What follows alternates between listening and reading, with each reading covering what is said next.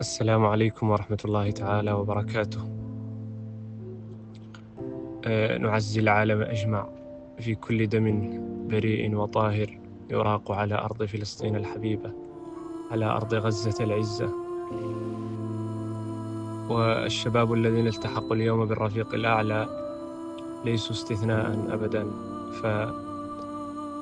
وإن حزنا حزنا مضاعفا لأجلهم إلا أنهم حلقة في هذه السلسلة الفظيعة التي تحدث على مرأى ومسمع من العالم كله. ولنا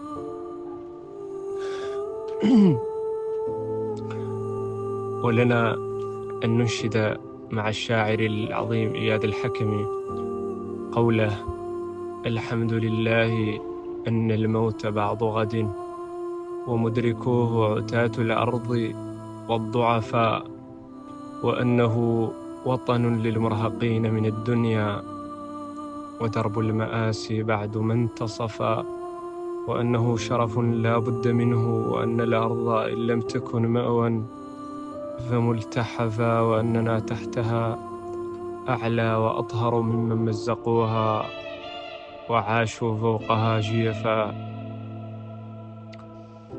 وأما أهل غزة فهم ما تبقى من كرامتنا وعزتنا، وقد أدوا الذي عليهم وبقي الذي لهم.